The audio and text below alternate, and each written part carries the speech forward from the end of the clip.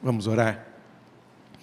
Senhor, nós te louvamos e te agradecemos por essa noite e pedimos que o Senhor fale o coração da tua igreja, como já oramos, que de maneira alguma minha vida venha empobrecer a tua palavra, mas que o teu Santo Espírito aplique essa palavra ao nosso coração. Oramos assim em nome de Jesus, o nosso Salvador. Amém. O tema do nosso mês é Páscoa, o custo do discipulado. E eu gostaria de conversar com os irmãos sobre essa questão pós-Páscoa. Jesus ressuscitou. E agora? Jesus está vivo, Jesus ressuscitou. Lembrando que Jesus, depois da ressurreição, ele fica 40 dias ainda aqui, com os discípulos, aparecendo a um grupo de pessoas ali, outro lá. E somente aí, 40 dias depois da Páscoa, 10 dias antes do Pentecoste, é que Jesus sobe às alturas. Então, não foi assim, ele encontrou os discípulos e já foram, não. Há várias outras instruções que ele deu também aos apóstolos. E, mais ainda, já que ele ressuscitou, o que nós vamos fazer agora? O que vai ser? Como que nós devemos fazer a obra do Senhor? Abre aí no Evangelho de Mateus, capítulo 28, que fala logo após o que o Senhor Jesus, a ressurreição de Jesus, a instrução que ele dá aos seus. Não é esse o texto que nós vamos usar. Estou apenas fazendo uma introdução. Para nós compreendermos o livro de Mateus, nós temos que ir para o fim do Evangelho. No fim do Evangelho, no capítulo 28, versículos de 18 a 20, nós vamos entender o propósito desse Evangelho. Lembrando que foi escrito após a ressurreição de Jesus, anos depois da ressurreição de Jesus, da necessidade de instruir a igreja com respeito ao que o Senhor Jesus tinha ensinado à igreja. E diz assim: Jesus, aproximando-se, falou-lhes dizendo: toda autoridade me foi dada no céu e na terra, ide, portanto, fazei discípulos de todas as nações, batizando-os em nome do Pai, e do Filho, e do Espírito Santo, ensinando-os a guardar todas as coisas que vos tenho ordenado. O propósito desse Evangelho é ensinar todas as coisas que o Senhor Jesus ensinou aos apóstolos. E porque ele ensinou aos apóstolos, os apóstolos escreveram para ensinar a mim e a você como viver depois da ressurreição, o que nós devemos fazer. Por isso os evangelhos são instruções do Senhor para a minha vida, para a sua vida, de como viver enquanto Jesus não volta. Como viver até a segunda vinda do Senhor Jesus. Então é isso que eu gostaria de compartilhar com os irmãos. Essa responsabilidade que nós temos, o compromisso que nós temos de servir ao Senhor. Então, Jesus ressuscitou, o que nós devemos fazer? A ressurreição de Jesus e as implicações de sermos discípulos de Jesus. Coloca para mim a tela, fazendo um favor. Abra aí a palavra do Senhor. Tem aí, né? Tem. Lá no Evangelho de Mateus, capítulo de número 10. O texto é longo. Eu gostaria que os irmãos prestassem atenção. Então aqui, lembrando, os discípulos estão escrevendo isso daqui após a ressurreição. Aquilo que Jesus disse antes da ressurreição, para estarmos atentos ao que ia acontecer comigo, ia acontecer com você, ia acontecer conosco. E diz assim no capítulo 10, a partir do versículo de número 5. A estes 12 enviou Jesus, dando-lhes as seguintes instruções: não tomeis rumos aos gentios, nem entreis em cidade de samaritanos, mas de preferência procurai as ovelhas perdidas de Israel. E à medida que seguirdes, pregai que está próximo o reino dos céus. Curai enfermos, ressuscitai mortos, purificai leprosos, expeli demônios, de graça recebestes, de graça dai.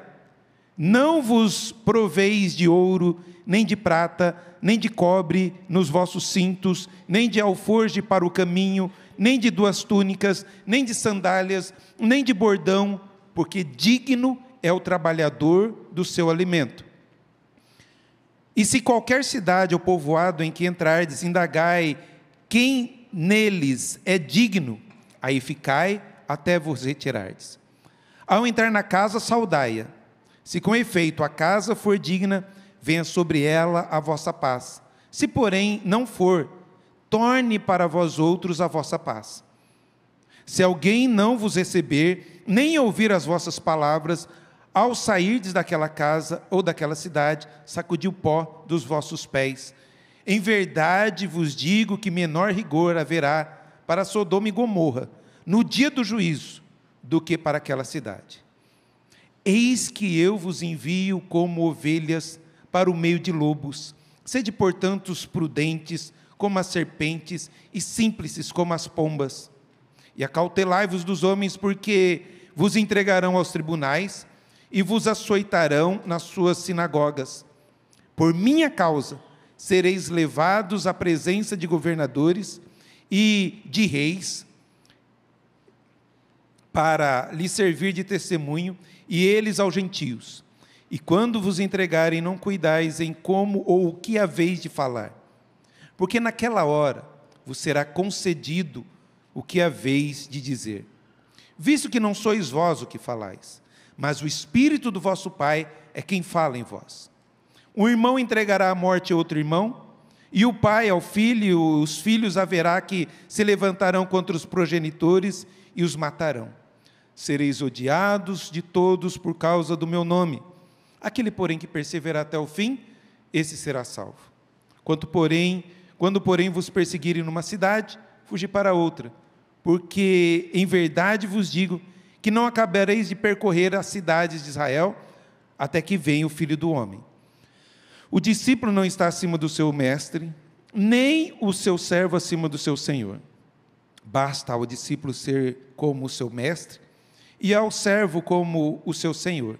Se chamaram Beelzebul, dono da casa, quanto mais aos seus domésticos.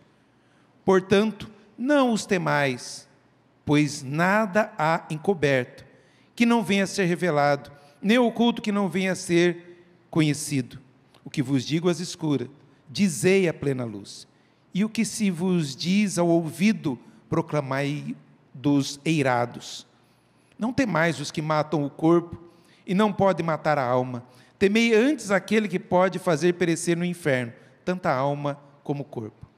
Não se vendem 2 pardais por um asse, e nenhum deles cairá em terra, sem o consentimento de vosso Pai. E quanto a vós outros, até os cabelos todos da cabeça estão contados. Não temais, pois, bem mais valeis vós do que muitos pardais. Portanto, todo aquele que me confessar diante dos homens, também eu confessarei diante de meu Pai, que estás nos céus. Mas aquele que me negar diante dos homens, também eu negarei diante do meu Pai, que estás nos céus. Não penseis que vim trazer paz à terra. Não vim trazer paz, mas espada. Pois vim causar divisão entre o homem e seu pai, entre a filha e a sua mãe, e entre a nora e a sua sogra. Assim os inimigos dos homens serão os da sua própria casa. Quem ama seu pai ou sua mãe mais do que a mim, não é digno de mim. Quem ama seu filho ou sua filha mais do que a mim, não é digno de mim. E quem não toma sua cruz e vem após mim, não é digno de mim. Quem acha a sua vida, perdê-la-á. Quem, todavia, perde a vida por minha causa, achá-la-á. Quem vos recebe, a mim recebe. E quem me recebe, recebe aquele que me enviou. Quem recebe um profeta no caráter de profeta, receberá o galardão de profeta. Quem recebe um justo no caráter de justo, receberá o galardão de justo. E quem der a beber, ainda que seja um copo de água fria, a um destes pequeninos, por ser este meu discípulo, em verdade vos digo que de modo algum perderá o seu galardão. Amém? Queridos, essa é a palavra que o Senhor Jesus diz, orientando os seus discípulos após a sua ressurreição. Olha, quando eu ressuscitar, eles não estão compreendendo ainda, mas quando eu ressuscitar, quando eu for para junto do meu Pai, quando eu não estiver mais aqui, saiba que vão perseguir vocês, saiba que vão querer falar mal de vocês, vão ter testemunhas falsas contra vocês, por serem os meus discípulos. Eles vão perseguir, eles vão querer destruir vocês, eles vão querer acabar com vocês. Tanto que o Senhor Jesus diz que essas são as dificuldades de ser um discípulo do Senhor Jesus. Não vai ser fácil, não vai ser tranquilo. Eu não estou prometendo uma vida boa a vocês, pelo contrário, vocês vão ter dificuldades. E se vocês prestarem atenção, tanto na escola dominical, os jovens, as crianças, nas outras classes, estamos falando sobre isso, o custo do discipulado, de que ser discípulo de Jesus não é fácil, tem compromisso, tem abnegação, nós temos que abrir mão de muitas coisas.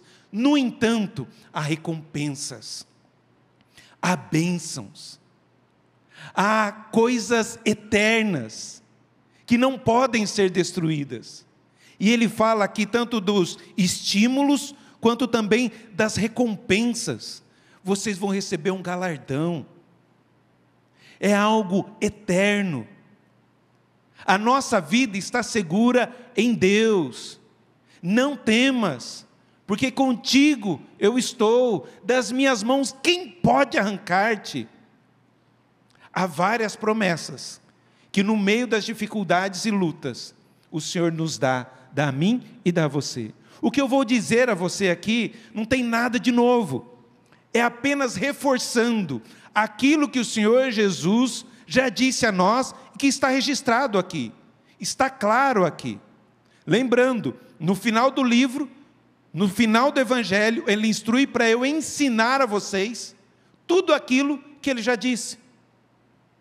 E por isso vou ensinar a vocês algumas coisas que ele já disse.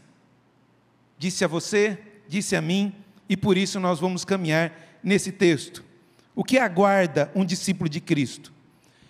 A ressurreição de Jesus e as implicações de nós sermos um discípulo de Cristo. Primeira coisa que o Senhor Jesus nos diz, Jesus fala das dificuldades. No entanto, Jesus vai falar dessas dificuldades, primeiramente, aos apóstolos. Esses primeiros 10 versículos aí, ele está falando aos apóstolos, não está falando a mim e nem a você. Mas como assim, pastor? Quem disse isso? Tudo aqui é para a gente. Não, essa primeira parte não é para todo mundo. É para os apóstolos, primeiramente. Mas como? Olha só o versículo número 5. Né? Olha aí o texto, aí, eu marquei. Está lá, ó. Procurai, o que a gente tem que procurar aí? As ovelhas perdidas de Israel.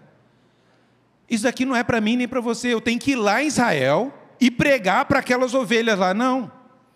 O Senhor Jesus está falando, vocês apóstolos, primeiramente, vocês vão pregar para as ovelhas perdidas de Israel. Esse primeiro bloco, essa primeira perícope, essa primeira instrução da responsabilidade de pregar o Evangelho para os discípulos após a ressurreição é essa. E eles tinham que percorrer essas cidades, tanto que um grupo ficou em Jerusalém, em Israel. Deus levanta o apóstolo Paulo para que o apóstolo Paulo possa ir aos gentios. Mas essa primeira instrução é para os apóstolos, os 12, de ir e pregar, de fazer sinais, prodígios e maravilhas naquele momento. Mas quando Jesus ressuscitasse, para eles pregarem para o povo de Israel. E fala ainda, quando vocês forem pregar, não leve dinheiro, não leve roupas boas, não leve aí sandálias chiques, vocês têm que ir com o mínimo possível. Não leve nem dinheiro, nem ouro, nem prata, nem cobre, nem a menor moeda vocês devem levar. Vocês têm que confiar em mim. Na ressurreição, confie em mim. Porque não vai faltar o pão, não vai faltar a roupa, não vai faltar o sustento sobre a vida de vocês, mas vocês devem ir, porque digno é o obreiro do seu salário, do seu alimento. Vocês vão entrar em casas que vão aceitar o Evangelho, vão se converter e vão sustentar vocês durante aquele dia, e depois vocês vão em outras casas, até percorrer todas as 22 províncias ali de Israel. Assim eles tinham que fazer. Não depender do dinheiro, não depender da moeda, mas depender do Senhor. Viver pela fé, na confiança do Senhor. Os apóstolos deveriam confiar no provedor e não na provisão. Por isso eles não tinham que levar nada. Agora, por mais que o Senhor Jesus está falando exclusivamente, nesse texto, aos apóstolos, há lições que nós devemos aprender também. Que nós devemos ir e pregar o Evangelho não apenas às ovelhas perdidas de Israel, mas ir e pregar o Evangelho a toda criatura. E confie em mim, disse o Senhor, não nas suas posses, não nos seus recursos, não naquilo que você tem. Confie em quem provê todas as coisas. E não é assim que Deus tem feito, queridos. Nas nossas dificuldades financeiras, quem é que tem nos sustentado? Como que vem as surpresas? É o cuidado de Deus. Mais uma vez, volto a falar, de todos que estão aqui, nós já tivemos dificuldades, mas nunca deixou de faltar o pão de cada dia na nossa mesa. Você pode ter sempre, todos os dias, o pão de cada dia, porque é esse Deus que nos sustenta, é esse Deus que nos guarda. Deus não obriga a não levar dinheiro quando pregar o Evangelho, mas instrui a confiar nele e descansar nele, que ele vai prover toda e qualquer necessidade. Muitas vezes, Deus cria circunstâncias na nossa vida para nos ensinar a depender dele. Eu já contei aqui e vou contar mais uma vez. Quando missionário ali na Colômbia, eu pude presenciar um milagre do Senhor e o cuidado do Senhor sobre a vida do pastor Samuel e da sua família. Havia um mês que estávamos com dificuldades financeiras, não vinham ofertas aqui do Brasil e estava dificultoso mesmo. E o Felipe, filho do pastor Samuel, numa certa tarde do domingo, chegou ao pai, e eu estava ali à mesa, estava ali com eles, e o Felipe falou, depois de comer, falou, pai, eu quero pão, tinha um certo pão ali na Colômbia, diferente do nosso pão aqui, uma arepa, tá? É difícil explicar o que é uma arepa, tá? Nesse momento, mas arepa, um pão e gelatina. E o Samuel não tinha uma moeda para comprar um pão e uma gelatina. Mas chamou o filho, Felipe, 5 anos. Vamos orar? Pedir para o papai do céu pão e gelatina. E o Felipe orou, pedindo pão e gelatina. Como nós cuidávamos de jovens que estavam na clínica de reabilitação de drogas, um jovem tinha naquele domingo já saído, e a mãe, como gratidão, foi na casa do pastor Samuel agradecer pelo cuidado da igreja para com seu filho. E quando chegou lá, oi, pastor Samuel, tudo bem? Eu vim aqui agradecer todo o empenho de vocês, muito obrigado e tudo mais. E sei que o senhor tem um filho, e trouxe aqui para você um pão e uma gelatina para ele. Por que Deus não supriu as outras coisas antes? Carne, porque a gente estava comendo carne. Mas Deus deu pão e gelatina naquele momento, para dizer que eu cuido de vocês. Apesar da dificuldade que vocês estão passando aí alimentar, eu cuido de vocês. O seu filho está querendo um pão e gelatina, só para deixar tranquilo que eu estou vendo que seu filho precisa de pão e gelatina. Às vezes, Deus cria circunstâncias na nossa vida para aprendermos a depender do nosso Deus.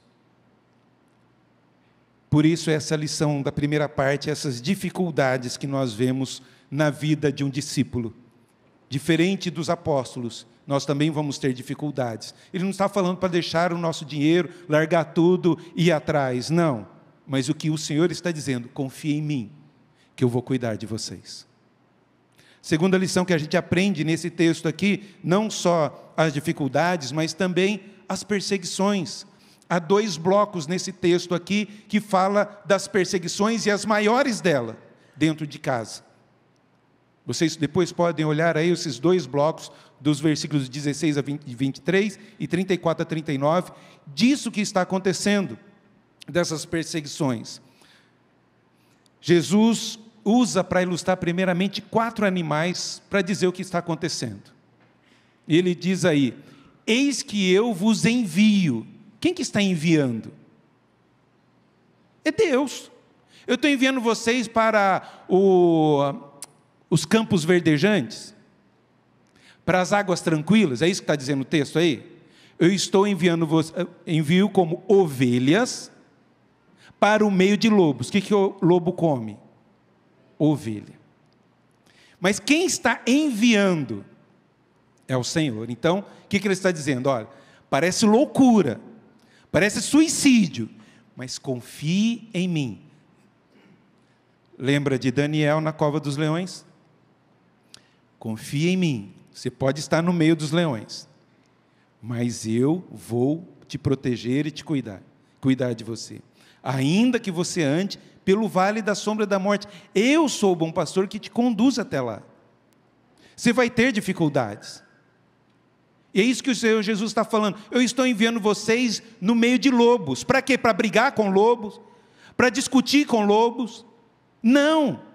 Para transformar lobos em ovelhas. Eu estou enviando vocês no meio dos lobos, para que a vida de vocês transforme esses lobos em ovelhas do Senhor Jesus. É algo maravilhoso.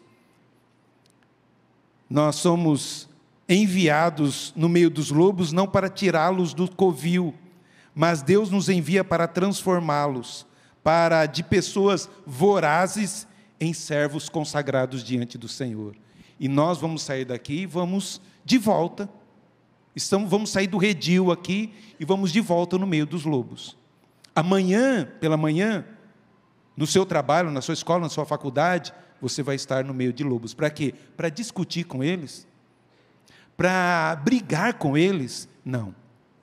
Para transformá-los em servos consagrados diante do Senhor. Ele usa também outro exemplo, da pomba, nós sermos simples, não sermos arrogantes e sermos astutos como as serpentes. É isso que ele nos traz, ele usa para ilustrar isso. Nós devemos, apesar de nós termos a coragem, saber que temos a confiança, que o Senhor está nos protegendo, está nos guardando, vamos confiar, vamos para a batalha, não importa o que aconteça, no entanto temos que ser prudentes. Não fazer loucura, às vezes é melhor recuar. Há certas batalhas e guerras que não vale a pena. A gente pode recuar, pode dizer, lá, covarde, medroso. Dá uma olhadinha aí, abre aí para mim, em Atos dos Apóstolos, olha um medroso aqui. Atos dos Apóstolos, capítulo 9.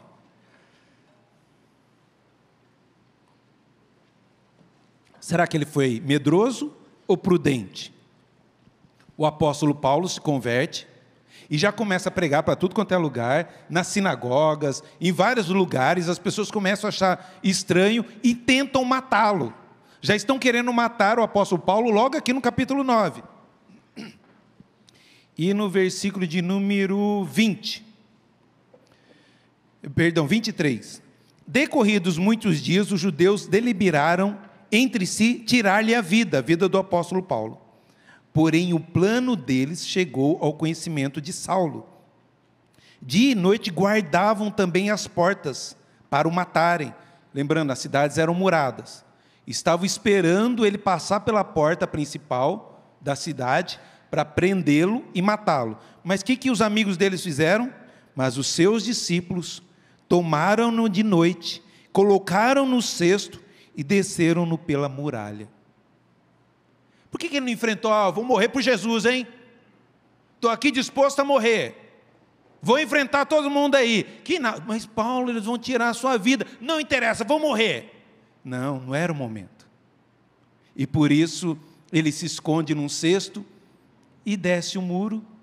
E ele sai dali e vai depois para Tarso, sua cidade. E vai pregar ali e continua pregando.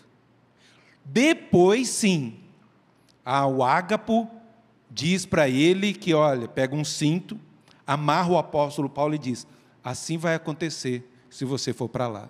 Ele fala: estou disposto a morrer por Jesus. Aí sim era o momento. Há momentos de recuar e há momentos de enfrentar.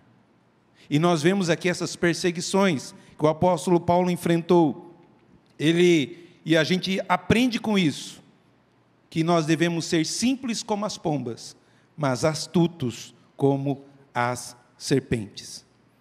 Nesse texto aqui, a partir do versículo de número 17, já está falando não mais dos apóstolos, está falando a mim e a você. Eis que vos envio no meio de lobos, sede, portanto, prudentes como as serpentes, simples como as pombas, acautelai-vos dos homens, porque vos entregarão aos tribunais e vos açoitarão nas suas sinagogas. Tanto tribunais quanto sinagogas, perseguição política quanto religiosa, os irmãos iam sofrer. Saiba, queridos, a igreja sempre vai sofrer.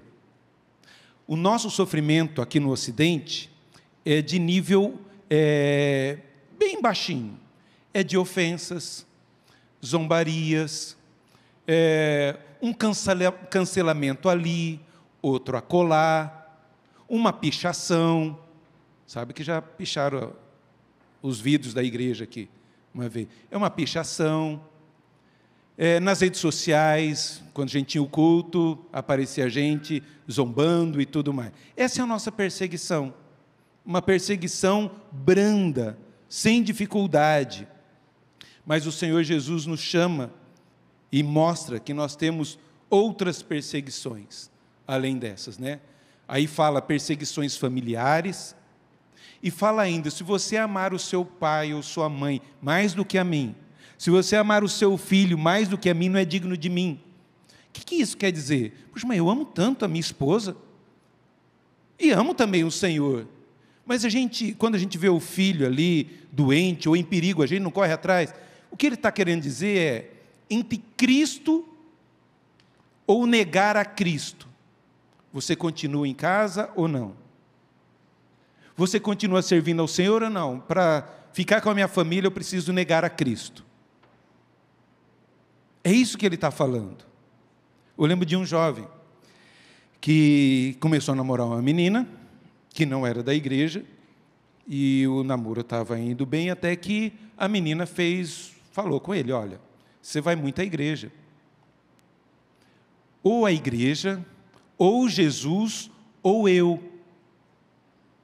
Ele amava demais essa menina. Ele falou: Jesus. Ele ficou em depressão, ficou muito ruim. Conversei com ele, orei com ele, graças a Deus está bem hoje. Mas doeu muito. Mas quando chega, o pai fala: ou a nossa família ou Cristo. Ou o papai ou Jesus. Essa é a diferença. Eu continuo amando o meu pai, continuo amando a minha mãe, mas eu amo também o Senhor e vou ficar com o Senhor. E que nós muitas vezes não nos atentamos a quantos irmãos sofrem de maneira agressiva a perseguição. E Portas Abertas nos mostra isso. Olha só esses irmãos, nós vemos aí, o primeiro morreu, líder cristão ali no Laos, ele é morto, por não negar a Jesus. Ele podia preservar a vida dele. Olha, eu nego, mas preserva a minha vida. Há outro irmão também ali. Vizinhos se unem para agredir cristão em Bangladesh. Se unem para bater, destruir a casa, expulsar do vilarejo, por causa de Cristo. Você já passou por isso? Nunca, né? Há também cristãos no Laos, são presos por celebrar o Natal. Eles não podem celebrar nem o Natal e nem a Páscoa. Se pegarem celebrando a Páscoa, vão ser presos. E eles preferem ser presos. E nós preferimos viajar na hora da Páscoa. Preferimos viajar no Natal do que celebrar a Cristo.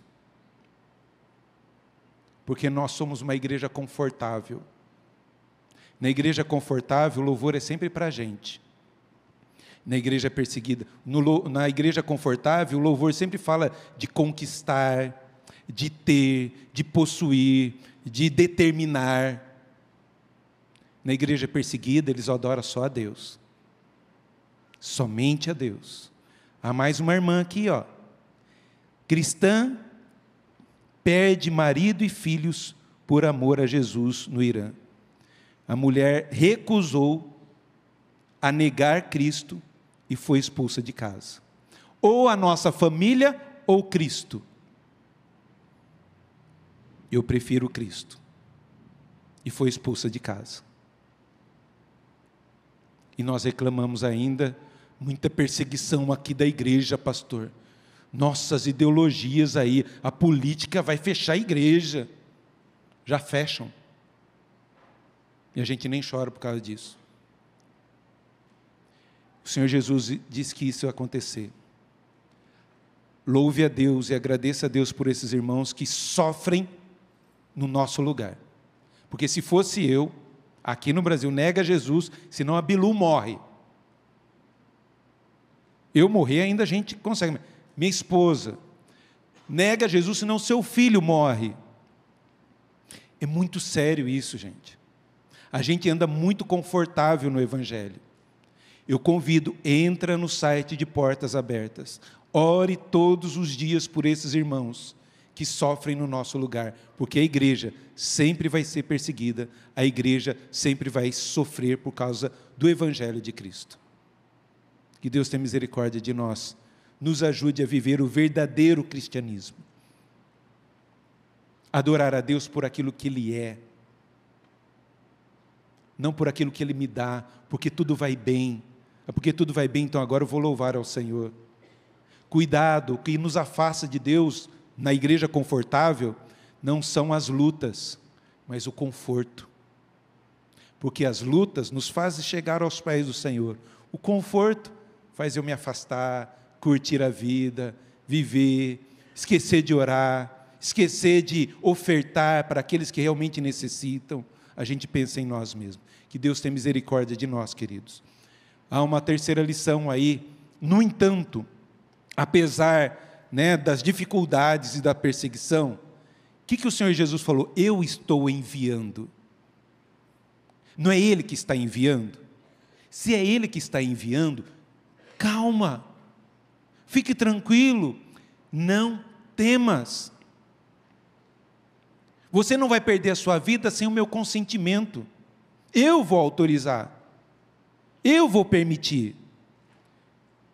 Nenhum pardalzinho, um passarinho tão pequeno cai sem a minha permissão.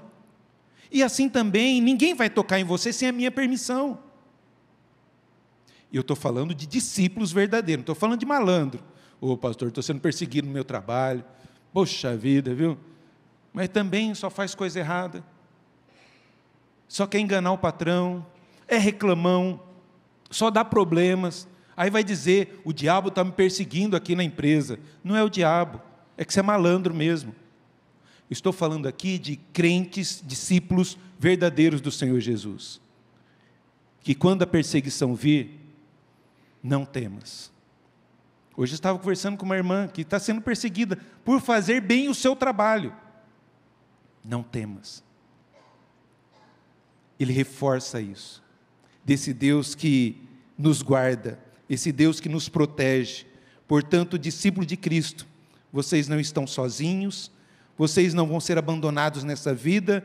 Deus está mostrando que Ele tem o controle sobre todas as coisas, e se Ele cuida do menor passarinho, Ele vai cuidar da sua vida. Descansa no Senhor, confia no Senhor, espera nele, que nós vamos ser guardados e protegidos por Ele. Não tenha medo de quem pode matar o corpo. É nessa confiança que esses irmãos de Portas Abertas, que da igreja perseguida, têm. Eles não têm medo de quem pode matar o corpo, porque vai destruir, eu vou ser promovido. A noção de vida de cristã para eles é diferente da nossa. Nós queremos usufruir das bênçãos da terra, enquanto eles desejam ao céu, a grandeza, as maravilhas do céu. Por isso que nós possamos entender e compreender isso. Eles compreendiam, deviam compreender que Deus é o grande juiz, que Deus é o grande guardador, Deus é o grande Senhor da nossa vida, da minha vida e da sua vida. Todas as coisas cooperam para o bem daqueles que amam o Senhor, até a morte, até a perseguição, e a gente vai ver um pouquinho mais sobre isso.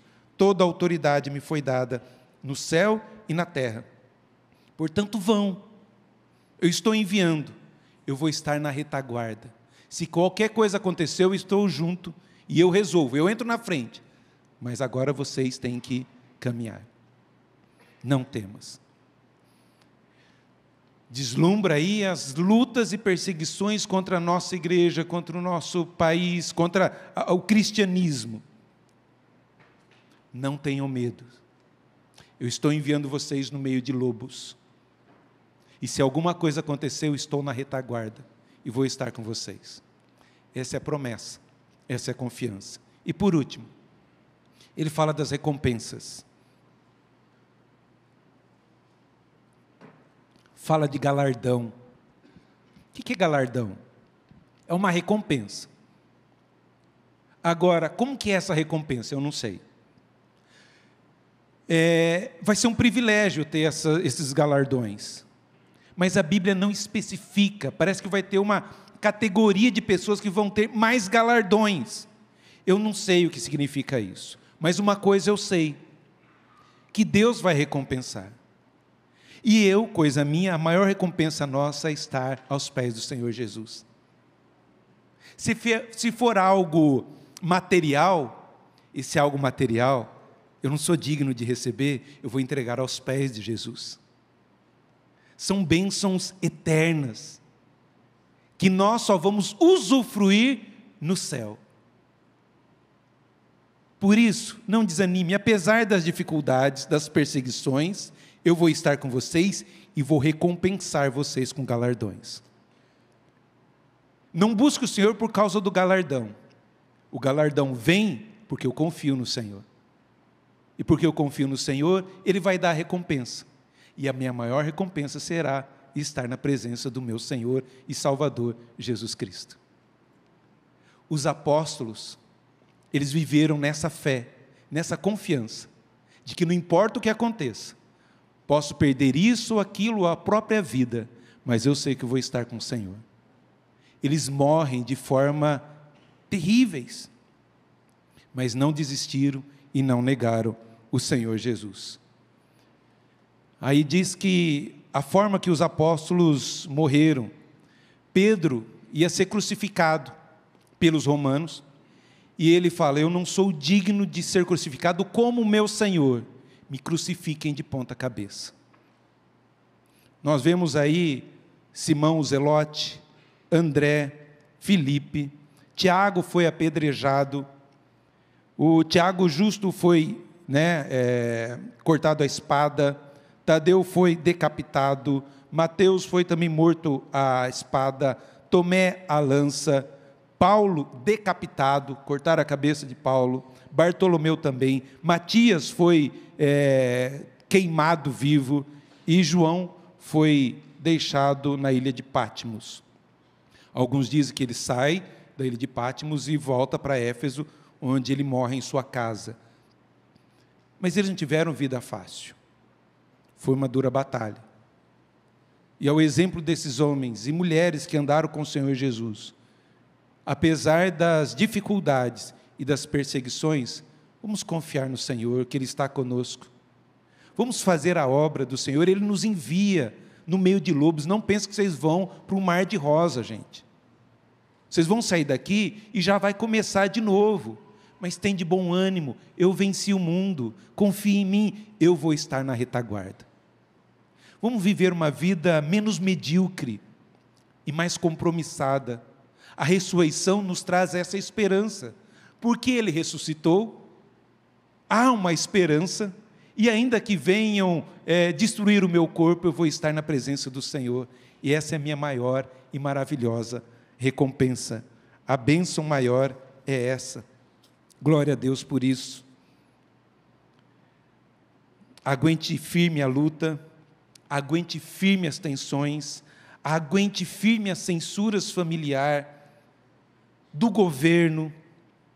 Estamos no meio de lobos, somos forasteiros aqui.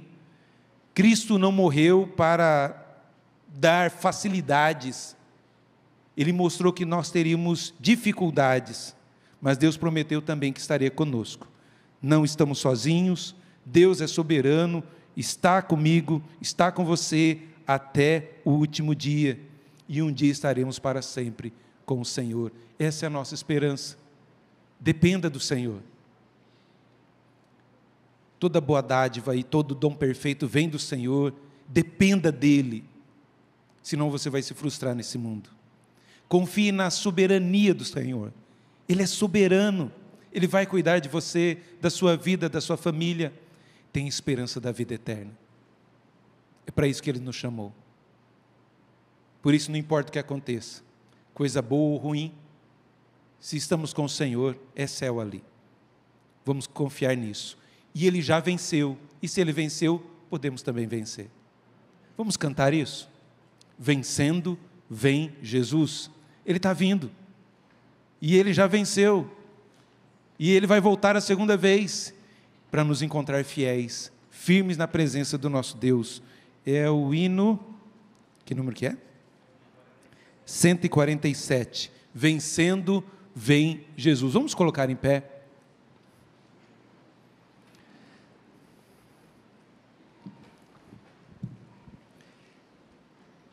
Está chegando o dia de a gente ouvir essa voz, dessa trombeta, e vamos estar para sempre com o Senhor, e por isso, não desanime, por isso, não se angustie, aguente firme essa tribulação, aguente firme essa enfermidade, aguente firme essa batalha. O Senhor está contigo, o Senhor é quem te guarda, o Senhor é quem te protege, o Senhor nos dá esperança dessa vida eterna, de que um dia estaremos para sempre com Ele, aos seus pés, entregando esse galardão, agradecendo por esse galardão maravilhoso que Ele nos deu.